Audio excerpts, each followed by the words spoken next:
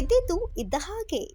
ನಾಗಮಂಗಲ ಪಟ್ಟಣದ ಪ್ರತಿಷ್ಠಿತ Kaveri ಬೇಕರಿಯ ice cake ತಿಂದು ಪುಟ್ಟ ಮಗುವೊಂದು ಅಸ್ವಸ್ಥಗೊಂಡ ಹಿನ್ನೆಲೆ ಪೋಷಕರು ನೀಡಿದ ದೂರಿನ ಮೇಲೆ ಸ್ಥಳ ಪರಿಶೀಲನೆ ಮಾಡಿದ ಪುರಸಭೆಯ ಮುಖ್ಯಾಧಿಕಾರಿ ಶ್ರೀನಿವಾಸ್ ರವರ ನಿರ್ದೇಶನದ ಮೇಲೆ ಹಿರಿಯ ಆರೋಗ್ಯ ನಿರೀಕ್ಷಕರಾದ ವೆಂಕಟೇಶ್ ನಿಂಗೇಗೌಡ ಮಹೇಶ್ ಅವರು ಸ್ಥಳ ಪರಿಶೀಲನೆ ನಡೆಸಿ ಕೆಎಸ್ಆರ್ಟಿಸಿ ಬಸ್ ಸ್ಟ್ಯಾಂಡ್ ಪಕ್ಕದಲ್ಲಿರುವ ಕಾವೇರಿ ಬೇಕರಿ ಆ್ಯಂಡ್ ಜ್ಯೂಸ್ ಮತ್ತು ಬಡಗುಡಮ ದೇವಸ್ಥಾನದ ಮುಂಭಾಗ ಇರುವ ಕಾವೇರಿ ಬೇಕರಿಗೆ ನೋಟಿಸ್ ಜಾರಿ ಮಾಡಿ ಬೀಗ ಜಡಿದ ಪ್ರಕರಣ ಇಂದು ನಡೆದಿದೆ. ನಾಗಮಂಗಲ ಪಟ್ಟಣದ ಮೇಲಿಕೇರಿ ನಿವಾಸಿ ಆನಂದ್ರವರು ಭಾನುವಾರ ಸಂಜೆ ಕಾವೇರಿ ಬೇಕರಿಯಲ್ಲಿ ಐಸ್ ಕೇಕ್ ತೆಗೆದುಕೊಂಡು ಹೋಗಿ ಮಗುವಿಗೆ ತಿನ್ನಿಸಿದ್ದಾರೆ.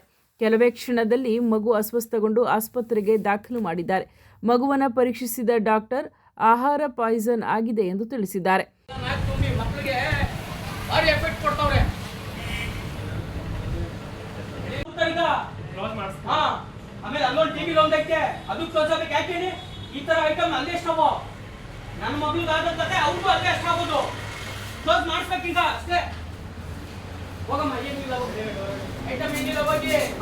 ಕಾವೇರಿ ಬೇಕರಿ ನಾಗಮಂಗಲದಲ್ಲಿ ಯಾವುದೇ ಬ್ರಾಂಚಸ್ ಸಿಗ್ಲಿ ಯಾವುದೇ ಇರ್ಲಿ ಕ್ಲೋಸ್ ಮಾಡ್ಬೇಕಷ್ಟೇ.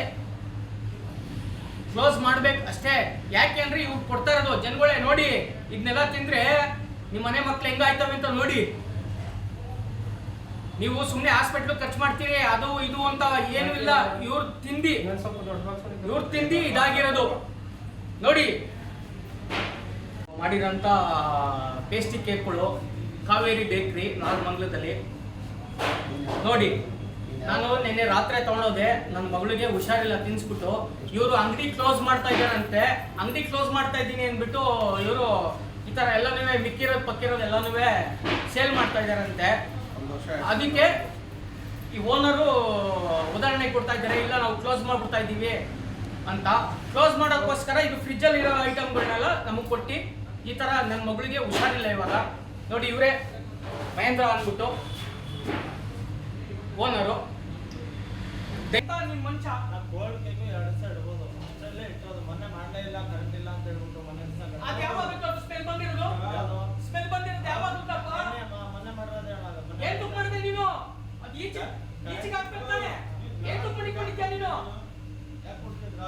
ನೀನು ಏನು ತುಪ್ಪ ಮಾಡಿಕೊಂಡಿದ್ಯಪ್ಪ? ನಾನು ಹೇಳ್ತಾ ಫ್ರಿಜ್ಜಲ್ಲಿ ಏನು ತುಪ್ಪ ಮಾಡಿಕೊಂಡಿದ್ದೆ? ಎಕ್ಸ್ಪೈರಿ ಆಯ್ತಾ? ಎಸಿ ಬೇಕು. 1 ವರ್ಷ 2 ತಿಂಗಳು ಮಗಳು ಇರೋದು ಅವ್ನಿಗೆ. ಮತ್ತ ಏನಾದ್ರು ಹೆಚ್ಚು ಕಮ್ಮಿ ಆಗಿ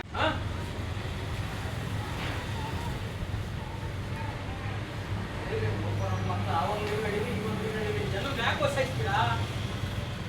ನೀವು ಎಲ್ಲಿಂದ ಬಂದು ದುಡ್ಡು ಮಾಡ್ಕೊಳಕ್ಕೆ ಜನರು ಯಾಕೋ ಸಹಿಸ್ತೀರಾ? ಯಾಕೆ ಸಹಿಸ್ತೀರಾ ಜನಗಳನ್ನ? ಸ್ಮೆಲ್ ಬಂದ್ಬಿಟ್ಟಿದ್ದು ಕಾಣ್ತಾ ಇರೋದು.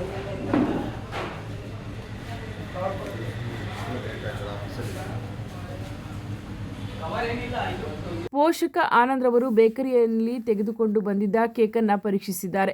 ಹುಳಭರಿತವಾದ ಕೇಕ್ನಲ್ಲಿ ವಾಸನೆಯನ್ನ ಕಂಡು ಬೇಕರಿ ಮಾಲೀಕನನ್ನ ಮಹೇಶ್ ಪ್ರಶ್ನಿಸಿ ತರಾಟೆಗೆ ತೆಗೆದುಕೊಂಡು ಕೇಕ್ ತಯಾರಿಸುವ ಕೊಠಡಿಯನ್ನು ಪರಿಶೀಲಿಸಿದ್ದಾರೆ. ಈ ಸಂಬಂಧ ದೂರುದಾರ ಆನಂದ್ ಮತ್ತು ರವಿ ಕಾಂತೇಗೌಡ ಮಾತನಾಡಿ, ನಾಗಮಂಗಲ ಪಟ್ಟಣದ ಬೇಕರಿ ಆಹಾರ ಪದಾರ್ಥಗಳನ್ನು ಸ್ವಾದಿಸುವ ಮಹಿಳೆಯರು, ಮಕ್ಕಳು ಮತ್ತು ಹೆಣ್ಣು ಮಕ್ಕಳ ಅಂದ ಚಂದ ಡೆಕೋರೇಷನ್ಗೆ ಮಾರು ಹೋಗಿ ಬೇಕರಿ ಸಿಹಿ ಪದಾರ್ಥಗಳನ್ನು ಇಷ್ಟಪಡುತ್ತಾರೆ. ಆದರೆ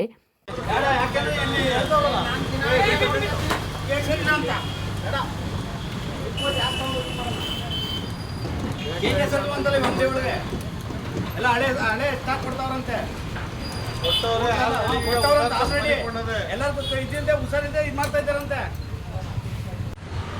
ಏನ್ ಮಾಡೋದು ಗೊತ್ತೇನೋ, ಬೇಕ್ರಿ ಖಾಲಿ ಮಾಡ್ತೀವಿ, ಹಳೆ ಪಳೆದೆಲ್ಲ ಕಲಿಸ್ಬಿಟ್ಟು ಕೊಟ್ಬಿಡ್ತಾವ್ರೆ ಜನಗಳಿಗೆ. ಒಂದು ನೋಡ್ಬೇಕು ಯಾರು ತಾಲೂಕು ಆರೋಗ್ಯಾಧಿಕಾರಿ ಯಾರು? ನಾರಾಯಣ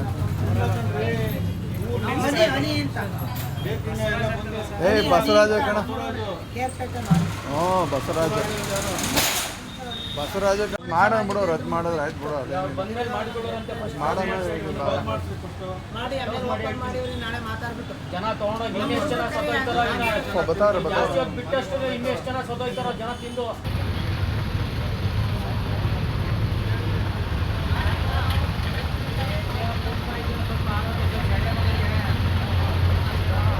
ಕೊಳಕು ಆಹಾರ ಪದಾರ್ಥಗಳನ್ನು ತಯಾರಿಸುವ ಬೇಕರಿ ಕೊಠಡಿಯನ್ನು ನೋಡಿದರೆ ಬೆಚ್ಚು ಬೀಳುತ್ತೀರಿ. ಪದಾರ್ಥಗಳನ್ನು ತಯಾರಿಸುವ ಕೊಠಡಿಯಲ್ಲಿ ಗಬ್ಬೆದ್ದು ನಾರುತ್ತಿದ್ದು ಎಲ್ಲೆಂದರಲ್ಲಿ ಆಹಾರ ಪದಾರ್ಥಗಳು ಚೆಲ್ಲಾಡುತ್ತಿವೆ. ಕೇಕ್ ಮೇಲೆ ಸಿಂಪಡಿಸುವ ಕಲರ್ ಮತ್ತು ಕ್ರೀಮ್ಗಳು, ಕೊಳೆತು ನಾರುವ ಜಾಗದಲ್ಲಿ ತಯಾರಿಸುವ ಆಹಾರ ಪದಾರ್ಥಗಳು ದೇಹಕ್ಕೆ ಮಾರಕವಾಗುತ್ತವೆ.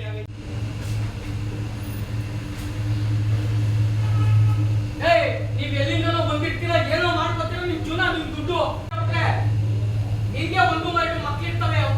ಏನಾಯ್ತು ಇವೆಲ್ಲ ಏನಿವು? ಅದೇ ಇವತ್ತು ಖಾಲಿ ಮಾಡ್ತಾ ಇದ್ವಿ ಈಗ ನೋಡ್ಬಿಟ್ರೆ ತಿನ್ನಕ್ ಮನ್ಸ್ ಬರ್ತದ. ಕಾವೇರಿ ಬೇಕ್ರಿ ಚಂಪಾಲಿ ಸರ್ ಅದು.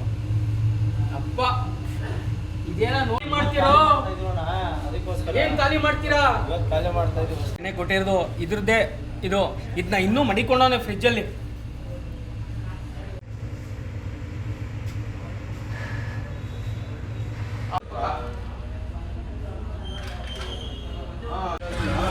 ಆಮೇಲೆ ಗುರು ಇವ್ರದ್ದು ಇದೆಲ್ಲ ಇಲ್ಲಿಂದ ಟಿವಿಗೆ ಹೋಯ್ತಾ ಇರೋದು ಫಸ್ಟ್. ಅದು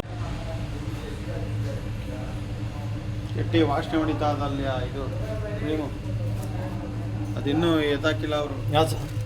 ಇದು ಚಾಕ್ಲೇಟ್ ಕ್ರೀಮ್ ಸರ್. ಇದು ಡೈಲಿ ಯೂಸ್ ಮಾಡ್ತೀವಿ. ಎರಡು ಅಂಗಡಿನೂ ಕ್ಲೋಸ್ ಮಾಡಿಸಿ ಹೇಳ್ತೀನಿ.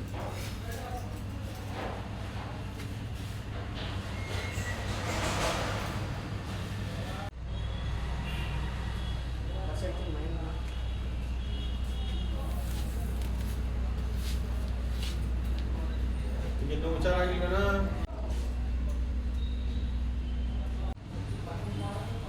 ಸರ್ ಅವೆಲ್ಲ ಡೇಟು ಇರ್ತದೆ, ಎಲ್ಲ FSI ಇರ್ತದೆ. ಸುಮ್ಮನೆ ಹಾಕ್ಬಿಟ್ರೆ ಯಾರು ತೊಗೊಳ್ಳೋಣ. ಅದ್ರಲ್ಲಿ ಧೂಳು ಬೀಳ್ತದೋ ಇನ್ನೊಂದು ಬೀಳ್ತದೋ. ಗುರು ಅವ್ನು ಯಾರು ಎಲ್ಲಿ ತಿನ್ಸ್ಕೊಟ್ರು ಬರೀ ಯಾವುದೇ ಬೇಕರಿಗೆ ಮಾರು ಹೋಗಿ ಸಿಹಿ ತಿನಿಸು ಮತ್ತು ಬಿಸ್ಕತ್, ಕೇಕ್, ಆಹಾರ ಪದಾರ್ಥಗಳನ್ನು ಕೊಂಡುಕೊಳ್ಳುವಾಗ ಎಚ್ಚರವಿರಲಿ. ಸ್ವಚ್ಛತೆಗೆ ಆದ್ಯತೆ ನೀಡಿ ಬೇಕರಿ ಮೇಲೆ ಈ ತಕ್ಷಣ ಕ್ರಮ ವಹಿಸಬೇಕೆಂದು ಆಗ್ರಹಿಸಿದ್ದಾರೆ. ಸುದ್ದಿ 3 ವಾಹಿನಿಯ ಹೆಚ್ಚಿನ ಮಾಹಿತಿಗಾಗಿ ಸಬ್ಸ್ಕ್ರೈಬ್ ಆಗಿ ಹಾಗೂ ಬೆಲ್ ಬಟನ್ ಒತ್ತಿ.